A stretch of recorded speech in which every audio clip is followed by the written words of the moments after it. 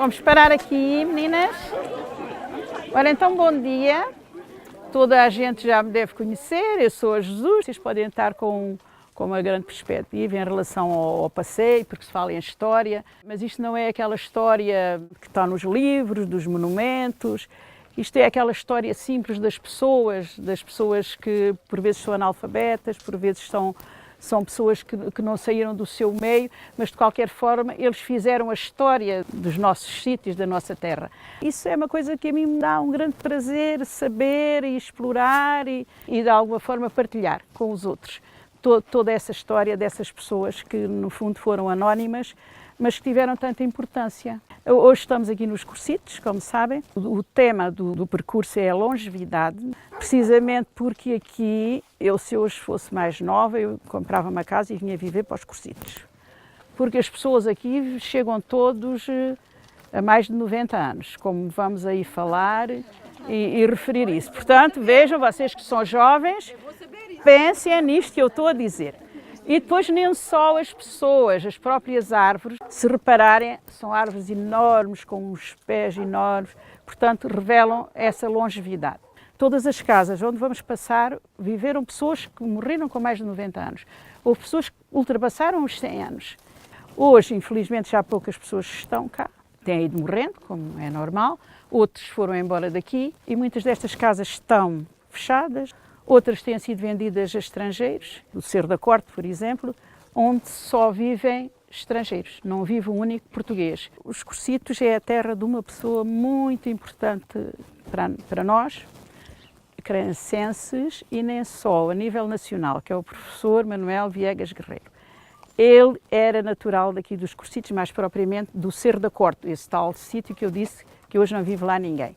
E se me permitem, eu iria ler aqui um bocadinho uma excursão à Serra do Algarve, em que ele parte precisamente aqui dos Cursitos. Céu de um cinza claro escuro, cintilação ténue de estrelas a morrer na alvura da manhã. O almocreve assenta sob a albarda do velho macho russo, o alforje garrido de borlas com o viático da caminhada. Abalámos ainda sem sol, no seio do ar fresco do amanhecer em direção do norte. A pouco mais de 1 quilómetro, atravessámos a pé enxuto a Ribeira da Salgada. O arneiro, solão de areias vermelhas, onde a custo medram as árvores do campo algarvio, fica para trás. Transporta a estrada que leva de Salir ao Barranco do Velho, metemo-nos pelo lado nascente do vale do Rio Seco, seco como a Ribeira da Salgada e outras que nascem na serra. A alfarrobeira volumosa, possante e muito verde, infiltra-se pelos córregos, anunciando a presença do algarve típico em terras da montanha. À direita, a subida íngreme da serra. Os caminhos amplos já lá vão, começam os trilhos. O sobreiral das umbrias não move uma folha, nem homens, nem aves, nenhum indício de vida animal. Um silêncio absoluto de sonho e de mistério. Quase me parece sacrilégio misturar palavras ao divino sossego da natureza. O meu guia, o Joaquim Boicinha dos Cursitos, parente por afinidade, embora seja homem inteligente e vivo e amigo de falar, como bom algarvio, respeito o religioso emudecimento em que eu me absorvo por algum tempo. Ambos a pé, um ou outro a cavalo e nunca o macho às costas, como o burro da fábula, que a estes sítios ermos não chegam as vozes do mundo. Isto é só um bocadinho do excerto, se tiverem interesse. Isto é uma edição de 1991, uma excursão à Serra do Algarve. E ele vai à procura de saberes das pessoas do interior, neste caso mais para norte, aqui da Serra. E há aqui uma outra frase dele que eu gostaria também muito de ler. É a grande sabedoria do mundo, ainda quando considerada nos povos iletrados. Milénios de experiência produziram acumulação imensa de saber nos mais variados domínios da vida. Portanto, isto é sobre os Buximenes, que, portanto, é um povo, uma tribo que ele estuda em Angola. Mas é para que vocês vejam que a sabedoria do mundo, mesmo para os iletrados, seria o caso da maioria destas pessoas daqui, não quer dizer que eles não tivessem uma grande acumulação de saber. E como é que se chamava este local aqui onde estamos? Ali chamava-se o Jogo do Berlindo. O Jogo do Berlindo, estão a ouvir? Berlim porque aqui é onde a gente passava o nosso tempo. Era onde os miúdos daqui jogavam ao berlindo, portanto isto ficou com este nome, o jogo do berlindo. E aqui nos Corcitos trabalhava-se muito o esparto. E havia aqui um local, umas pedras, onde se servia de pisadoiro. As pessoas, pisadoiro que é o local onde pisavam. E diga. Era só para precisar que este sítio aqui, no inverno, era sempre muito abrigado, porque aqui dá sempre o sol constantemente e a temperatura aqui é completamente diferente dali mais atrás. Dali mais atrás, que está virado ao norte. Como isto aqui está virado ao sul e tinha muito sol, as pessoas no inverno, para se abrigarem, para evitarem o frio, vinham para aqui. Reuniam-se aqui, faziam o esparto, outras era de empreita, as com empreitas as palmas, também. que iam apanhar aí o barrocal aí, e era aqui precisamente. Pois, mas é aqui nestas pedras. Não será esta pedra aqui? Não era aqui. Não era uma pedra natural? E há outra história que contam e que não é história, que é real. Sim, eles devem ter alargado. Que é real, é que daqui ouviam as mulheres que no Corte Neto, que é além daquele lado, estão a ver além aquele casario, que é o Corte Neto, ouviam aquelas de além a bater o esparto também. Estas daqui ouviam as outras e elas também. Portanto, mas era por aqui nestas pedras, mas isto como o caminho foi alargado, possivelmente essas pedras foram retiradas. Naquela casa nasceu a mãe do Luís Guerreiro. O pai dela morreu com 98. Temos desta casa aqui, temos várias pessoas que se distinguiram. Temos o engenheiro Luís Guerreiro, temos o primo dele, o João Miguel, ele é que é juiz, o João. Temos o Silva Martins, que foi jornalista e advogado e escritor. O meu avô era ele que andava, como se chamava naquele tempo, pousado aos pobres. Havia muitos mendigos a pedir. Pois eu queria falar isso. Por exemplo, de Olhão, que no inverno não tinham como viver e então vinham pedir.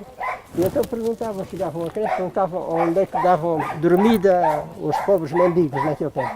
E o meu avô chegou a juntar aqui uma noite, eu era ainda miúdo, assim, talvez com 3 palmos de altura, 12 pobres desses mendigos a pedir e arranjou alojamento e tinha um tacho e comida as papas, para todos. Coisa enorme, dava a comida e ficavam ao abrigo toda a noite, nas cabanas, nos palheiros, não importa. Eu tenho aqui uma anotação que o seu irmão me deu, que era a vossa bisavó, que era uma Francisca da Silva, esta morreu com 99, que era aqui também desta casa. Vou precisar, porque a minha mãe é que me contava sempre a história. A minha avó, que era já a avó da minha mãe, andava sempre com um avental, como se chama naquele tempo, e dentro do avental que ela trazia uma cabeça de alhos. E de quando em quando comia.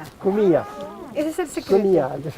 Estão a ver? Um segredo. Isto há de haver algum motivo para esta longevidade toda. Pensem que estas pessoas tiveram bastantes dificuldades. Eles passaram por 3 guerras. Passaram para a Primeira Guerra Mundial, passaram para a Guerra Civil de Espanha, porque nós fomos muito atingidos aqui em Portugal, e passaram para a Segunda Guerra Mundial. A alturas de grandes carências alimentares e tudo isso, e mesmo assim eles resistiram e conseguiram viver até tão tarde. Isto dá-nos que pensar, não é? Olha, só para esta árvore. Parece um santuário aí. Então não é? Fazer um santuário. Há quem diga, e faz todo o sentido, que quando Salir, portanto, antes da expulsão dos mouros, dos árabes, aqui do Algarve, Salir é que era o centro, é onde havia o castelo. Depois, a partir de uma determinada altura, que não se sabe bem, a Igreja de Crença é de 1600 e qualquer coisa, forma-se aqui então a freguesia de Crença. Mas aqui há uma grande ligação a Salir, todas estas pessoas, precisamente por isso, também a proximidade, estão muito próximos de Salir. Mas isto é bastante antigo. Em vários locais, foi-me dito que foram encontradas sepulturas aí em vários locais. Aqui há um outro núcleo de casas, tudo pessoas que viveram mais dos 100 anos. Temos a tia Luísa, que morreu além no lar de Crença, já tinha 101 anos, e quer referir uma pessoa quem é aqui de Crença, que se recorda certamente, que fez parte da minha juventude, embora fosse mais velho, que era o Zé Luísa. Era uma pessoa que escrevia, fazia poemas, desenhava, ele... Portanto, há muita gente que tem a memória ainda dele, há coisas escritas, infelizmente nunca houve nada publicado, portanto o pai dele era Rafael Pontes, E toda essa família, todos eles têm a veia artística. Além já temos uma vista do Cerro da Corte e do Barrocal. Vamos esperar aqui só um minutinho. Este caminho que temos estado a vir era o caminho que as pessoas utilizavam para vir à água, à fonte, ou seja, no caso é o Poço das Vinhas. Uma senhora que eu já referi ali, já disse a casa dela, que era a Tia Conceição Domingas, também era conhecida por Tina Binha. Lembro-me de passar aqui, a miúda, e dela ter dito, era aqui alguém ao fazer o muro, os valados, e encontraram, portanto, ossadas, portanto, aqui assim nesta zona. Então aqui é o Poço das Vinhas, as pessoas vinham à água, tanto as pessoas do Barrocal que é aí mais adiante, e o Cerro da Corte. Havia uma pessoa aqui nos Cocitos, que era o Francisco Martins Farias, que era conhecido pelo tio Farias, pois era poeta e além disso era um animador. E este senhor é que escrevia todo o texto, todos os versos, portanto isto era tudo em verso, e declamava e caracterizava-se, porque acho que ele era uma pessoa mesmo assim, e animava muito. Onde ele chegasse toda a gente ficava logo a rir e divertidos. E então ele escreveu-lhe assim: a horta do ticativo no inverno é que se veste, consome todo o adubio, nunca dá nada que preste. A melhor coisa que lá tem é a figueira pincaruda. Como a terra não lhe ajuda, nunca os figos sabem bem. Couve cerrada não tem, nem qualquer outro artigo. E está o pobre esmorecido porque não lhe serve a horta de nada, é uma terra de pissarra a horta do ticativo. Tem lá umas laranjeiras com o pé todo vermelho, caem as laranjas para o chão, parecem bolas de escravelho.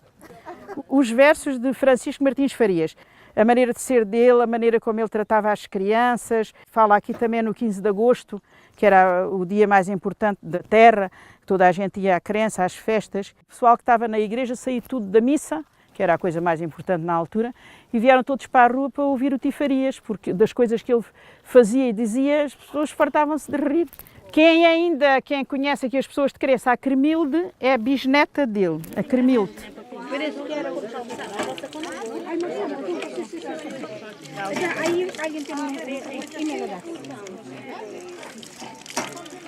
Aqui é o Barrocal e Cerro da Corte. Aqui no final deste caminho do Barrocal, quando termina, depois lá mais ao fundo, há um calvário. Vocês sabem o que é um calvário? É uma cruz em pedra que geralmente assinalava a morte de alguém por morte trágica ou a pessoa que morreu de forma natural, mas naquele lugar, por acidente. Havia um outro calvário próximo da Salgada e havia um outro nas Lajes. Nós a seguir ao nosso piquenique, se tiverem interesse, alguém, mas aí teria de ser de carro, nós iríamos um bocadinho, avançávamos aí pela estrada, porque temos de ir pela estrada principal, para que tenham mais uma ideia do Cerro da Corte e da Corte.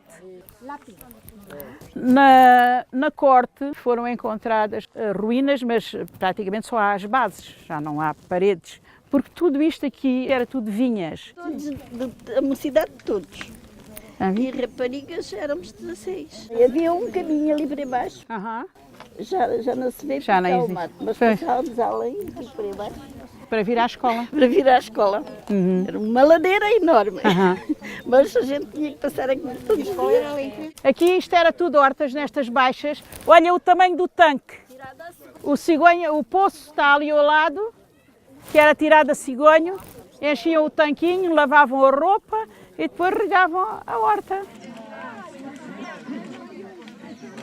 Aqui era a casa de um senhor, que era o Zé Vicente. Esse homem era sapateiro e, além disso, ele era manageiro. Ele recrutava homens para as mondas no Alentejo, em que iam os algarvios, portanto, em grupos para lá, como vinham também da Beira Baixa, muitos grupos de pessoas trabalhar ali. E então ali havia uma troca desses conhecimentos, dessas culturas. E por isso, se nós formos ver as tradições mais musicais e nem só da Beira Baixa, Alentejo e Algarve, têm muito em comum, precisamente porque ali se fazia toda essa troca de conhecimentos nesses trabalhos, tanto das ceifas como das mondas. O meu pai está aqui, foi um dos homens que fez as ceifas no Alentejo, não fez, Zezinho? 40 dias. E depois ficavam no hotel à noite, não era? O Hotel Palhinha. E comiam a sorda, comiam a sorda de poejo, mas eles tinham muita proteína. Na Açorda de Poejo, o que é que... O dia e à noite era uma sopa de coisa. Mas depois havia qualquer coisa crocante, não é? Que ele diz que havia umas coisas crocantes, que eram as cigarras. As cigarras caíam lá para dentro da Açorda e eles a comer, eles já assim de noite, mastigavam, era uma cigarra. Portanto, como eu disse ali ao fundo, isto aqui diz que era tudo vinhas. Havia quem dissesse que aqui estavam os melhores terrenos da freguesia de Crença, que eram estas baixas aqui.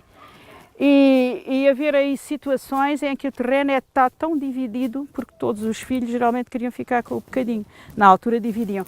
O meu pai, por exemplo, tem ali uma fazenda, que são não sei quantos hectares. A seguir aquele, além um tanque redondo, dá para ver, o do meu pai é a seguir. Ela é comprida realmente, mas o meu pai dizia sempre, se um burro desse a volta ia bater na terra do dono, do partilheiro, que ele é uma tirinha, de estreitinha, estreitinha, estreitinha. O Val de Alcaide, a Arneirinha, aquilo, além há uma elevação, dá para perceber, aquilo é o Cerro da Tujeira. E do outro lado há um outro vale, antes dos cerros, daqueles cerros lá ao fundo, que aquilo já pertencem à Serra do Caldeirão. Há ali um vale que se chama Arneirinha e chama-se o Val de Alcaide. Eu gostava de contar-vos esta história. Os meus avós sempre falavam sobre o casamento deles, como é que tinha sido o casamento deles. Eles casaram para aí no princípio do século XX, 1900 e pouco. Eles casaram, a minha avó tinha 19 anos, meu avô tinha 21, 22. O casamento efetuava-se na igreja, claro, na altura era sempre o religioso, mas não era consumado no dia do casamento. Portanto, acabava a cerimónia na igreja, cada um ia para as suas casas. A família do noivo ia para as casas deles e a da noiva ia para a casa dela. No dia seguinte é que vinha a comitiva, portanto, da família do noivo, vinham à casa da noiva para levar a noiva. E neste caso a história era contada assim, e era assim que eles faziam geralmente. Eles vinham, isto era tudo feito uma encenação, eles vinham num grupo, em que o meu avô vinha, claro, e a minha avó estava escondida, guardada lá em casa ainda. E eles chegam e batem à porta, eles têm as portas todas fechadas, e batem à porta e dizem, aqui não está aqui uma rapariga, assim, assim, que casou com um rapaz. Mas o meu avô, como já conhecia a casa e conhecia isso, foi por trás e entrou por uma porta por trás e foi estar com a minha avó. E eles estavam cá fora fazendo aquilo, pensando que... Mas afinal ele já estava lá dentro com ela. Mas eu sempre ouvia esta história e achava que isto era uma história, uma fantasia. E ao ir ali um dia, fui ali estar com a senhora Maria Rita e ela me foi mostrar a casa, que eu não conhecia a casa, que era dos meus bisavós, neste caso. E lá descobri a dita janelinha. Olha, fiquei maravilhada. Isto é o Cerro dos Cursitos, aqui. E havia aqui bastante comércio, e então era chamada Rua das Lojas. Muita gente andou aqui nesta escola. Mas além desta escola, houve aqui uma outra pessoa que também foi mestre-escola, como diziam na altura. O António Joaquim Guerreiro foi um senhor que dava escola, principalmente à noite a adultos. Eu sei que a minha avó, que aprendeu a ler e a escrever já de noite em adulta. E lembro-me de outras contarem que faziam um pouco por ela, como mulher, ir aprender a ler e a escrever. Vejam bem? E esta velhota, que eu já falei nela, a tia Conceição Domingas, dizia, vejam bem, tal era o nosso atraso. Não é? Tal era o nosso atraso, que fazia um pouco de uma que queria aprender a ler e a escrever. Profissões aqui dos Cursitos. Acordeonistas haviam 3. O tio Serafim, o tio António Carrasqueira, que era tio da minha mãe, e o Mendes. Sapateiros também havia vários, carpinteiros, pedreiros vários, barbeiro, selão, alfaiate, padeiro, cesteiro, o mestre de escola, uma parteira, que era a tia Luzia do Cerro da Corte, era a parteira que assistia aos nascimentos das crianças. Este muro, não temos estátuas, mas isto são monumentos. Aproveitem a vê-los. Esse aí já foi refeito, essa parte. Mas este aqui, vejam estas argamassas, isto tem centenas e centenas de anos. O Joaquim Boicinha, professor Manuel Viegas Guerreiro, no sítio das Éguas, em agosto de 1956. As éguas dá para salir. É. Pronto, eles partem, era aqui esta casa, este Joaquim Boicinha era daqui. Isto é a orquídea do homem enforcado, porque quando o homem, neste caso, se enforca, ele tem uma erecção, fica assim. Portanto, quando eles fazem, para saber se foi de morte natural ou se foi por suicídio, é assim. lajes, tinha a ver com essas lajes que eles encontravam, que tinham essa escrita. Eles apercebiam-se que aquilo não era vulgar, não é? E então o sítio ficou o sítio das lajes. Como é que se chamava a tal escrita? A escrita do Sudoeste. Sim, Almodóvar tem um museu da escrita do E as Sudoeste. placas têm um nome também, não é? As placas com as inscrições. As telas, pois, são placas fúnebres, mas se tiverem a oportunidade de ver esse museu em Almodóvar, é muito interessante, eu já lá fui várias vezes. Temos além o Cerro da Corte, vocês conseguem perceber o cerro, mas há uma história que me contavam, em que havia aqui um senhor que era muito rico, que era o Luís. E ele era tão importante, todas estas baixas, todos estes vales eram vinhas. E então diz-se que o rei chegava a pernoitar na casa do Luís, que era muito rico. E que há um filho do rei que ainda casa com a filha do Luís. Tudo isso também era possível, porque os reis, pronto, passavam lá e iam deixando filhos, não é? Porque era assim mesmo. Os tais filhos bastardos. Portanto, não está fora do que poderia ter acontecido. O que acontece é que esse Luís, tão rico que era, chegou à miséria. E então diz que andava pelas casas pedindo esmola. E que pedia assim: dê uma esmola ao Luís, já que Deus ao diabo assim o quis. Isto é muito bom.